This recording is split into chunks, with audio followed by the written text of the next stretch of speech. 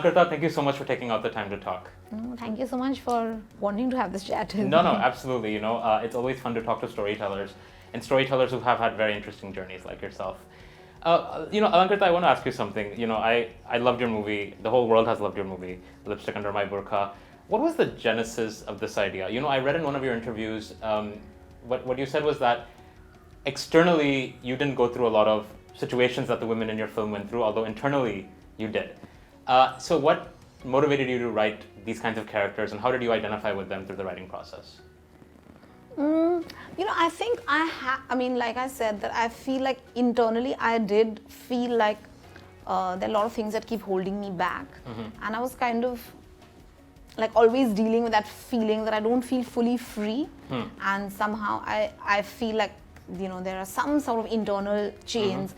And I did want to kind of explore that feeling.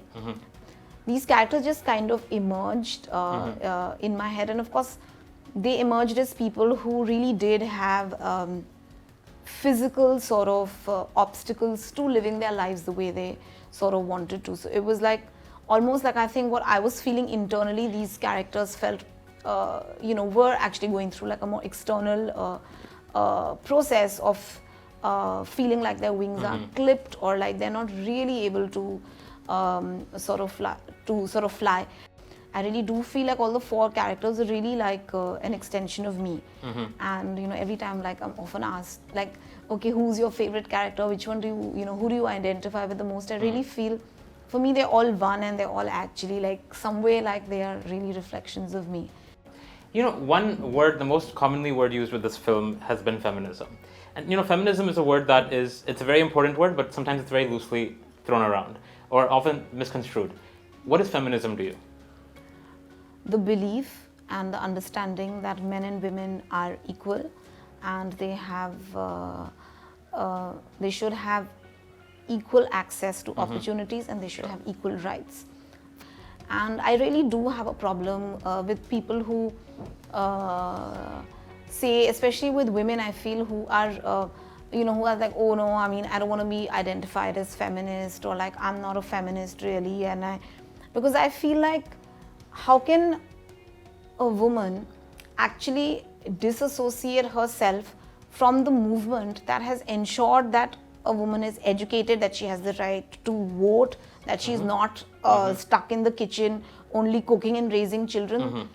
So I just feel like we are living off the fruits of the feminist movement across the world. Anyone worth their salt should be very clear that they are feminist, because if you're saying you're not feminist, what you're really saying is you feel that opportunity should not be equal. You feel that men should be treated at a higher pedestal than women. So I think I'm like very, very clear about it. But do you feel, this film of course addresses patriarchy.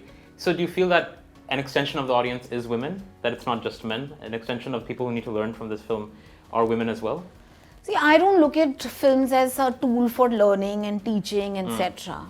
For me, I feel like as long as people can watch a film, identify with the characters in some way, empathize with them, enjoy their journey, laugh with them, cry with them, I feel they have lived a little of what those characters live. Then I think my job as a filmmaker is done. And what people like sort of take back and how much they reflect upon it, really one doesn't know and one can't sort of say. And I definitely feel that I never made this film with any intention of preaching or teaching or any such thing. I made this film because I wanted to tell the story of these 4 women, and all I wanted is for people to feel like for those 2 hours they just got to know these 4 women a little bit. You once said that the fact that the film is now getting a release is not just a celebration for you, it's a celebration for women all across India. Talking about all the women in India, the 95% who don't come from the upper strata of society or who live in the interiors of the country, do you feel that the film has reached out to them, and do you feel that it's made an impact? What has been your experience with that?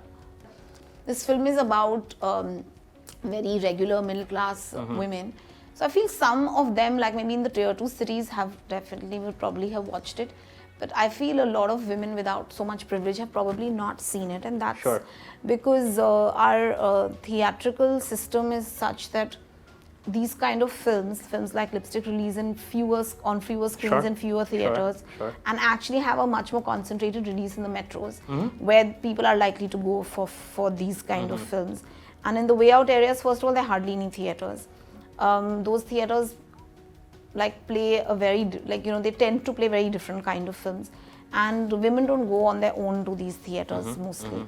So it's like one doesn't really know how to reach them, is what I'm getting at. That though one would love to, and in fact I was just having this conversation with another filmmaker who's not yet released her film, and she really wants her film to reach reach people who may not be just people like us.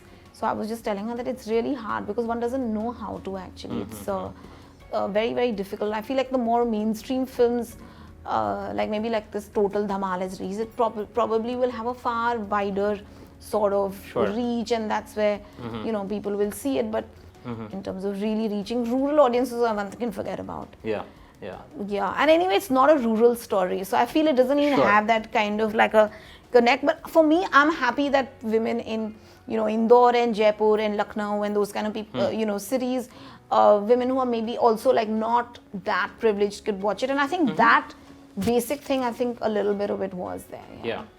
We talk about CSR and corporate social responsibility all the time. What level of responsibility do you think filmmakers in an industry like Bollywood hold today towards social change? Somebody who's made a film about something so important socially, even though that may have not been your intention, it sort of became this path-breaking movie in terms of equal rights. So what level of responsibility do you think our filmmakers hold in terms of what they portray and how they portray it? I think it's lovely if a film can create a lot of dialogue and conversation and a lot of thoughts and reflections, which I feel like a film like Lipstick did do that. And I feel many films, I feel last year a film like Mulk was so relevant. Absolutely. And it really did create that sense of there's something to discuss, something important that needs to be discussed. I feel even whether the filmmaker is conscious of it or not, I think what you write, what you direct, what you create, it exists in a certain context. And I do feel that many times, for instance, I think particularly if you look at popular culture in India, I think it has really strengthened and promoted misogyny and patriarchy. Now, if you talk to the people who have perpetuated that kind of status quo, will say no, it's just excuse everything in the name of commerce or the formula. But I don't know, I feel like we should be thinking about what we are putting out there.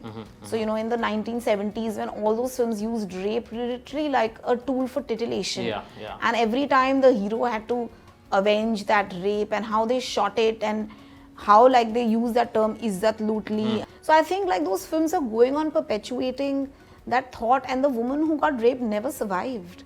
It was as though a person who's been raped doesn't deserve to live. And it's how is it worse than dying? Life is precious. So I feel these kind of things, and then of course portraying stalking as love, and then mindlessly promoting item songs. I mean, what are we doing? So I feel like to pretend you don't know what's going on, maybe to begin with, sometimes you just follow the tropes. But at some point, I think as filmmakers, we need to start thinking about what are we making. You talked about writing in your previous answer. What is your writing process like? Do you start from the climax and do you work backwards? Do you work forward? I think first, for me, it all begins with characters. So I never, and I think maybe the one time when I've tried to write a script which is more plot-based and not on character, it has not fructified. I've written many drafts and that film is still not made. It's still just lying on my computer. So I think for me, it's important to feel the heartbeat of the characters. And when it's the character, I think the story emerges from the characters. And I like writing just a lot of ideas about the world and random things that strike me. So I just write a lot of that, and then I get into actually trying to make sense of those random thoughts and putting them into a story, and then I do a step outline, and then I write the screenplay. So for me, I have to know my characters. If I don't know my characters, it's very hard for me to actually write, because I feel like everything for me is determined by what those characters would do. Then I can think of situations and how they'll react, but I must know them. And I've always found when I don't know my characters, my screenplay just doesn't come together. Who has been your inspiration from Bollywood, if there has been one? To be honest, like when I was growing up, I never thought I could be a filmmaker in Bombay, because though I liked watching a lot of mainstream films, I never thought I could make them. Identify with them, yeah. So I think, it's only when I read about Nagesh Kukunur making Hyderabad Blues, and I didn't even watch the film, I read about it in this Sunday magazine. So I read about it and I felt like, okay, it's possible to do something different. And then I saw Meera Nair's Monsoon Wedding. And I think that film, honestly, I feel is like my Bible. It's the film that has really, I feel for me, it's almost like a perfect film. And I watch it every time before I have to shoot anything. Wow, okay. And because, I feel it's so local. Because having lived in Delhi and all of that, I feel like I really understand. It's so authentic. Sure. And yet it's so universal. And I feel it's so Indian and it's so international. So tell us about your upcoming work. And while you're telling us about that, something that I was thinking about is, do you feel like you have this burden of responsibility on your shoulders now that you've sort of set this bar and people expect she's going to, make a dent in society again? Do you feel that that's sort of on your shoulders and that you have to do that with your next film again, or are you just taking it lightly? It's a really good question, because it is I was a little it can be a bit scary, but I think 2-3 things happened. One is that it took me, I made lipstick. Between the time I actually shot lipstick and released, there was a long gap. Right. I spent years just fighting to get distribution and get it cleared by the censor board and release it. I think a lot of my emotional angst and also emotional fulfillment actually happened by the time lipstick released in India. So I think I had been through a lot. So I think, but luckily it was kind of over, and I think I started writing Made in Heaven while I was trying to release lipstick. So I think that was a really good thing, because I think it was not like a film where it was, just my baby. It was a collaboration. It was Zoya and Rima's idea and everything. So I'd already started writing that at that time. So I think it was good that I had already gotten into the zone of just doing something else. Sure. And, looking at some other work. I also did write, and this film, this Dolly, Kitty or Wo Chamakte, Sitare, which I've just finished shooting, I also wrote the draft of that while I was doing post on lipstick, the first draft. So luckily, I feel I had a few things happening kind of already. So I think that when lipstick, after the release of lipstick, soon after I got into Made in Heaven fully, and then I was shooting also 2 episodes of it. I think I decided that it's more important to just keep making rather than worry so much about now what will I make, what impact will I have. I made lipstick without those thoughts. I made my first film Turning 30 without those thoughts. When I look at your journey, I think the one word that strikes to me is perseverance or persistence. What is your advice to young filmmakers who are trying to take that step of making their first film, even if it's a 5-minute film? They're just not able to, gather the courage and do it. What is your advice to them? What is the one thing they should do and what is the one thing they should not do? Well, maybe 2-3 things I would want to say. I think some piece of advice that really helped me was, this very senior writer, Anjum Rajabali. Yeah. I remember he sat me down, and because when I just started trying to write, and I was an AD at that time, and it was all and he's like, how's it going? And I was like, it's terrible. I hate what I've written. It's awful. He just sat me down and he's like, are you a genius? I was like, no. He's like, are you do you think that the first thing that you write is going to be gold? I was like, no. He said, no, actually you do think that. Which is why you are so scared of the material that's emerging from you, because you feel that you are so great, actually only some really great stuff should emerge, but that's not how it is. Sure. You have to get there. Sure. And all good writing is really rewriting and constantly writing. So I think that conversation, it was so many years ago, but it has always stayed with me. So that I feel has helped me, because I remember even when I made my first film, a lot of people told me I was crazy because I actually shot it in between 2 schedules of Rajniti. And I was an associate director in Rajniti, and I had to shoot Turning 30 in between. That's how it happened. And everyone was like, you're crazy. But I was like, but it's happening now. If I don't do it now, I don't know when it'll happen. Yeah. So I think and I'm so glad I just jumped into it and I just did it. So I think there's also something about seizing the opportunity when it's there and fearlessly just doing it. And, and that's the only way. I remember when I started writing turning 30, even though I'd written 2-3 other scripts which I couldn't finish, when I started writing turning 30, I knew this is going to be my first film. I typed the first word on the first document of my ideas and I knew it. So I just feel it's because also like, I don't know, I think I had like not put that pressure on myself and I was more concerned with that I must, like whatever at this point in time seems the best for me, I must kind of do it. And that is, I think, one. And the second thing is, of course, to not give up. Because everything in your environment will tell you you're not good enough and it's not going to happen and you shouldn't do it. Right. And that's what filmmaking is. It's always a fight against the impossible. Sure. It's always sometimes, you know, even actually when you're shooting, it's like you're sometimes fighting light, you're like, I don't know, all kinds of things. So, but the thing is that there are no perfect circumstances. And you can't listen to all the naysayers who are like, mat karo, nahi hoga, you're still not ready, or it's not good.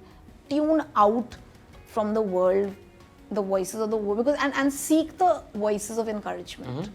If you seek that, there's always a lot of, you know, like there's always a lot of positivity also there, but somehow when, you know, we tend to like just tune into the negativity. So I feel nurture yourself with that sense of like, I'm going to do it, and you know, like by my doing it, I'm going to be able to encourage so many other people. You know, so it's like one young filmmaker makes his film or her film. It's lovely because so many other people get encouraged. So you know, I think to feel like your work has larger purpose, and that, you know, like it's and also I think we must value our own like stories and thoughts and what we want to make, even if nobody else does. So like you must feel like your baby is precious. You know, your film is unique. Your story is, so find that story which makes you feel like that this is, you know, precious and it's important, and it doesn't matter if nobody else thinks so. You should at least feel like that. You know, you write your own films. What is your opinion on writing something and giving it to somebody else to direct, or taking what somebody else has written and directing it? Is that something you would ever do? What is your opinion on that process that happens? To a certain extent, I think in Made in Heaven, the show was the first time that I was actually writing stuff which I knew that I wouldn't be directing. And it was also the first time that it was such a collaborative process of writing. Since, you know, like Zoya, Rima and I were writing the show together. So I think it's fun and it's quite exciting and it's a different thing. I don't know, you know, how much I guess it's also being a little selfish because you feel like, you know, it takes so much time to write, and then if you get very attached to that material, you're like, oh, then I might as well direct it and all that. So I don't know, because I've never really written a film for anybody else. But I feel if I had the time, I would, and I felt like another person would be better at directing it, I wouldn't mind doing it. Yeah, and I think as far as directing what somebody else has written, I would be quite open to doing that. But I mean, I don't know, again, it's not something that has happened yet. Where I feel like if I connected with the material, you know, it would be okay. But I do think for me, that knowingness comes from having created the characters. So I feel like if that were the case, then I would maybe have to be involved with the writing right from scratch. So Alankrita, any parting thoughts for your fans, for people who are eagerly awaiting Made in Heaven and of course your next film? Anything you'd like to share? Why should we watch Made in Heaven? Tell us that. Well, whatever you can tell us. Let me put it that way. No, I think it's really a fun show, and it's yeah, I think it's really a wonderful exploration of lots of characters, and I think it's beautiful how it kind of unravels. And I feel, of course, weddings in Delhi, and then like seeing the kind of madness and the intrigue behind it. And then I think like as you start watching the show, it just becomes like, you know, it's like it becomes more unexpected. So I think we had a lot of fun making it. And I think it is very telling about, you know, human beings and life and people. And of course about society in Delhi. So I think, yeah, I'm excited for people to watch it. Yeah, excellent. And I think we'll give you our review very soon. What we thought of it. Awesome. Thank you so much, Alankrita. Appreciate your time, and thanks again. Thank you so much. Thanks. All right. Okay.